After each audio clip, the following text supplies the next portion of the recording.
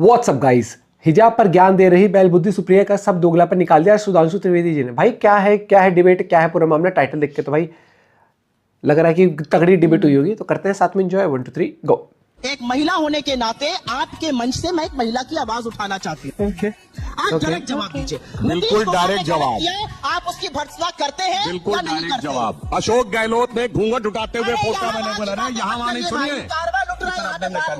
मैं समझ ये चॉइस है। आप कौन होते हैं एक महिला का हिजाब खींचने वाले? अशोक गहलोत आपके सीएम थे, वो अगर घूंघट उठाएंगे तो कोई फर्क नहीं पड़ेगा। अशोक गहलोत कहेंगे घूंघट मुक्त राजस्थान और हिजाब युक्त राजस्थान, ये है आपकी हकीकत।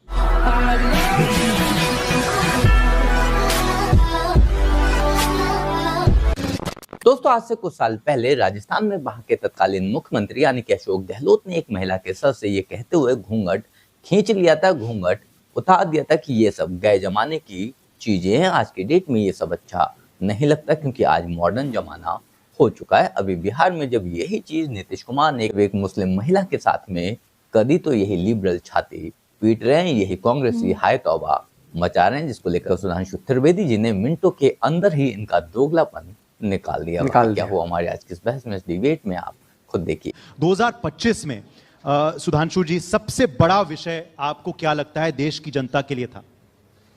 देखिए, 2025 के अगर हम ओवरऑल डेवलपमेंट को देखें तो एक बहुत बड़ा विषय था जिसने भारत की सोच के बारे में एक निर्णायक परिवर्तन स्थापित किया, वो था ऑपरेशन सिंदूर। अब इसके द्वारा ये बात बिल्कुल स्पष्ट हो गया, the era of India as soft state is over. भारतीय राजनीति की दृष्टि से अगर हम देखें तो 2024 के वर्ष में एनडीए को स्पष्ट बहुमत मिला था, परंतु भारतीय जनता पार्टी अपने दम पे 272 नहीं क्रॉस कर पाई थी। उसको लेकर जो प्रश्न उठे थे, मुझे लगता है 2025 ने उसको पूरी तरीके से उसका पटाक्षेप कर दिया है। ऑन द लाइटर नोट मैं कहूं, बिहार का जो रिजल्ट आया है उसमें लालू प्रसाद यादव जी का एक बहुत पुराना डायलॉग जो हम लोग बचपन में सुनते थे, दो बातें थी। वो कहते थे, don't cast your vote, vote your caste. Vote your caste का कॉन्सेप्ट गड़बड़ा गया। दूसरा, वो बचपन में हम लोगों ने सुना था, बड़ा उनका फेमस डायलॉग था, आप सबको बताऊंगा, भूरा बाल निकाल रहा हूं। 4 जातियों का नाम था, भूरा बाल साफ कर रहा हूं। ये कहते थे लालू जी, उनके बिटवा ने आके पूरा बाल साफ कर दिया, मुंडने करा दिया। मुझे लगता है ये भारतीय राजनीति के दो बड़े टेकअवेज हैं 2025 के लिए आपके लिए। सुप्रिया जी, मेरे हिसाब से 2 चीजें थी। इस देश ने लोकतंत्र में पहली बार दिन दहाड़े वोट चोरी होते हुए देखी, साक्ष्य और सबूतों के साथ देखी, संस्थागत तरीके से देखी। एक संवैधानिक संस्था जिसका काम इस देश के लोकतंत्र की जड़ों को मजबूत करना, स्वतंत्र और निष्पक्ष चुनाव कराना, ज्यादा से ज्यादा लोगों को मताधिकार के कारछेक में लाना, वो ना करके उन्होंने सरकार के साथ, पार्टी के साथ मिलकर जबरदस्त वोट चोरी करी। और मैं आक्षेप नहीं लगा रही हूं, सबूत और साक्ष्य के साथ ये सारी बातें हो रही हैं। अब एक ब्राजीलियन मॉडल की फोटो अगर 22 बार वोटर लिस्ट हरियाणा में दिखेगी तो सवाल उठेंगे। अगर 5 महीने में महाराष्ट्र में 5 साल से ज्यादा वोट बढ़ेंगे तो सवाल उठेंगे। सुधांशु जी, देखिए, वोट चोरी के ऊपर भी मैं बिल्कुल स्पष्ट बताना चाहता हूं देश की जनता को। बिहार का चुनाव संपन्न हुआ है, पिछले 35 साल से यूपी बिहार में कांग्रेस के पास है क्या जो चोरी हो गया? 1990 में कांग्रेस के पास 71 सीट्स थी बिहार विधानसभा में, 24% वोट था, 107 पे जमानत जब्त हुई थी। वहां से 1995 में घट के वोट 16% पे आया, सन 2000 में वोट घट के 12% पे आया। 2010 की बात कर रहा हूं, इनकी सरकार समय कांग्रेस को 4 सीटें मिली, 6% वोट मिला, 231 पे जमानत जब्त हुई।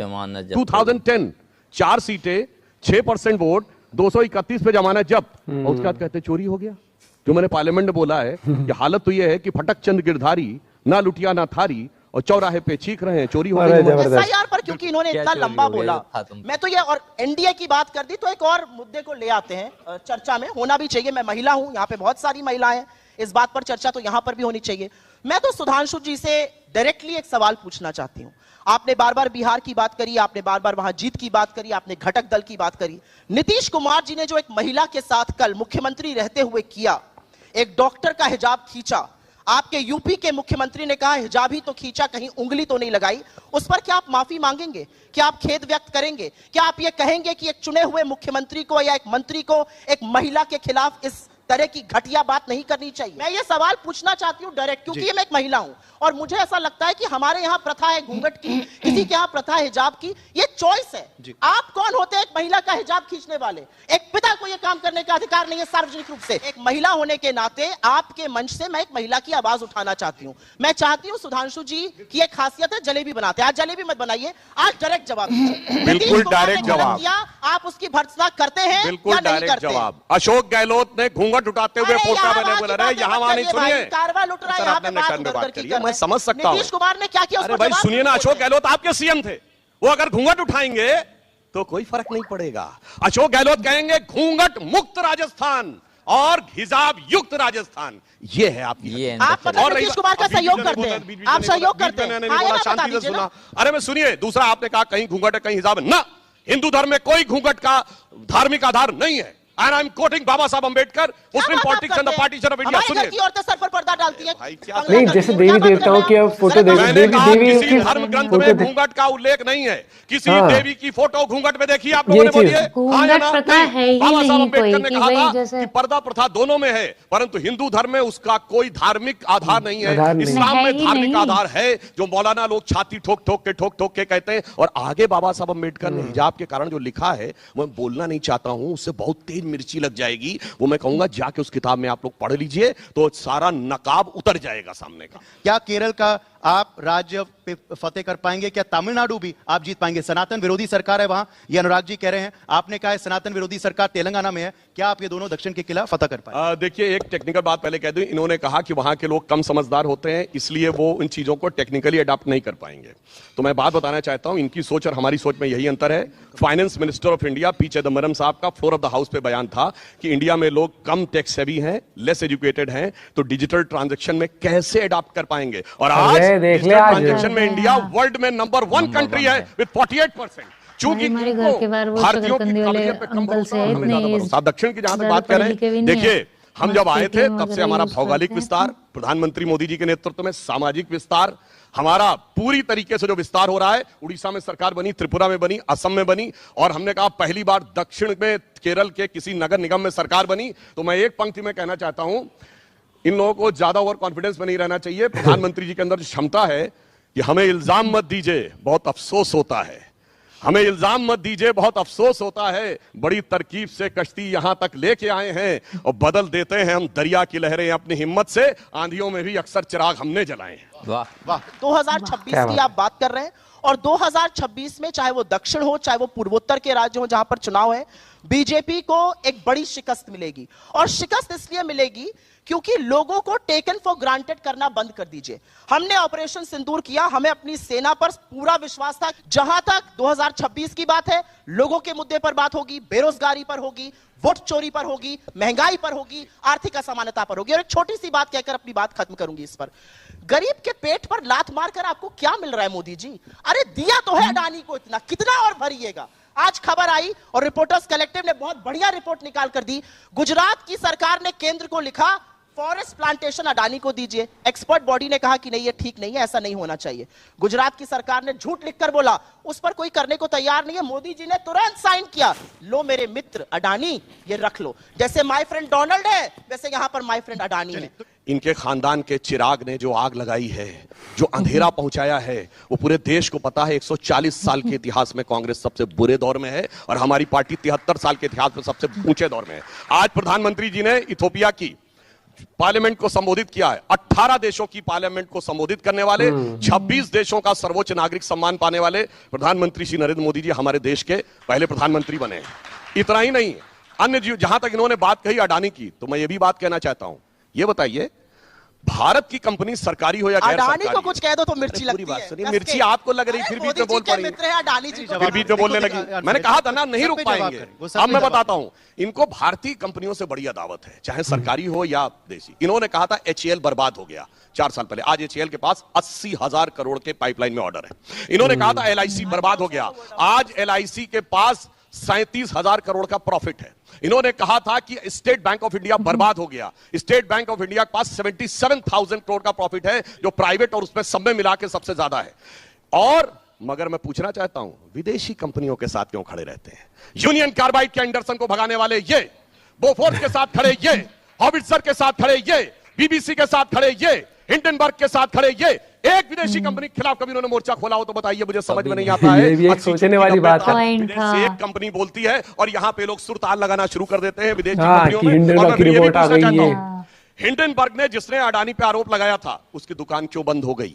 और मैं पूछना चाहता हूं, ये कहते हैं कि बांग्लादेश में फला जगह ऑर्डर मिला, बांग्लादेश में भारतीय कंपनी, फॉरगेट अबाउट एक्स और वाई कंपनी, वो कैंसिल हुआ, किसके पास गया? अमेरिकन कंपनी के पास। तू इधर उधर की बात न कर, ये बता कि कारवा क्यों लुटा, वो नहीं बताएंगे, जलेबी बनाएंगे, जलेबी बनाएंगे, ये असलियत है। वो पैरवी तो झूठ की करता चला गया, बस उसका चेहरा उतरता चला गया। मोदी जी के और बारे में बोल दिया, मोदी जी के रंगत बारे समझ बोल में दिया। आई, अरे मगर मोदी जी आई के बारे देर में बोल से। रहे हैं, मोदी जी के बारे में बोल रहे हैं, मोदी जी के बारे में बोल रहे हैं, ये गलत है। मोदी जी के बारे में रंगत बोल समझ दिया। में आई, झूठ मगर के आई बारे में देर से। सबको पता है झूठ कच्चा कौन था, बोलता है। बहुत रंग मोदी उतरता जी की चला बात कर रहे गया। हैं भैया, मोदी जी के बारे में बोल रहे हैं, झूठ मंजिल की समझ पैरवी। के बैठ गए जिस मोदी पे जी की चंद बात लोग, कर रहे हैं। कौन 44, 52, 99, 3 बार में इतनी सीटें जीती ना।